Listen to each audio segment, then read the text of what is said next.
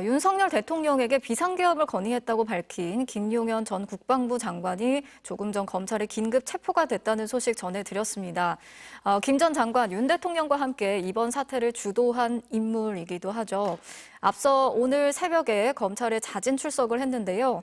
이 비상계엄 사태가 벌어진 지 닷새 만입니다. 현장에 나가 있는 취재기자 연결해 보겠습니다. 구나영 기자가 나가 있습니다. 자, 구 기자, 일단 대략적인 상황부터 좀 정리를 해주시죠.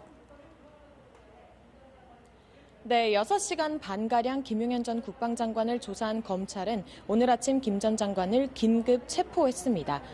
검찰은 김 전 장관을 증거인멸 우려 등으로 긴급 체포했고 소지하고 있던 휴대폰도 압수했다고 밝혔습니다.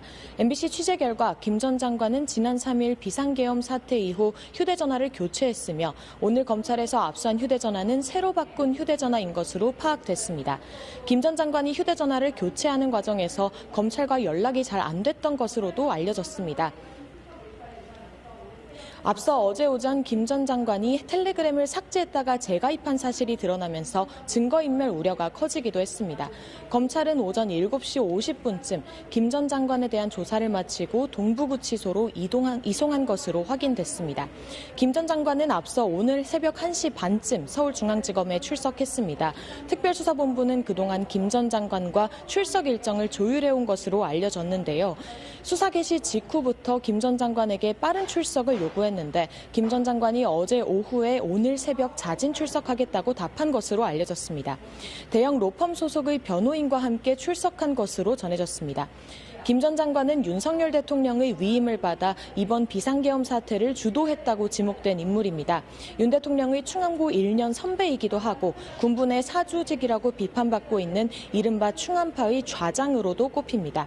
윤석열 정부의 초대 경호처장을 지내다 지난 9월 국방장관에 발탁됐습니다.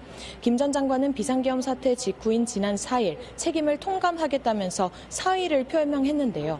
윤 대통령은 이튿날 김 전 장관이 국회 국방위에 출석하기 직전 면직을 제거해 국회에 안 내보내려는 것 아니냐는 의심도 나왔습니다. 앞서 김 전 장관은 형법상 내란 혐의와 직권남용 혐의로 윤 대통령과 함께 고발됐습니다.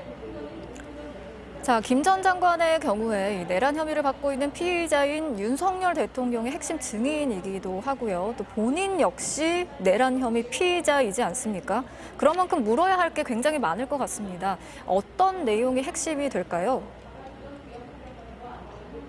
네, 김 전 장관은 윤석열 대통령이 선포한 비상계엄 집행을 주도한 인물입니다. 계엄 사령관이었던 박안수 육군참모총장은 김 전 장관이 통제실에 머물며 계엄 사태를 주도했다고 국회에서 증언했는데요.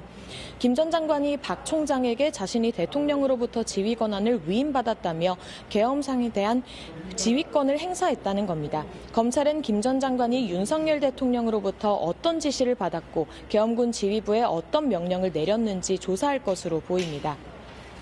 국회에 무장계엄군이 진입하게 된 경위도 확인하는 것으로 알려졌습니다. 오래전부터 비상계엄을 기획했다는 정황도 속속 나오고 있어 이 부분에 대한 확인도 필요해 보입니다.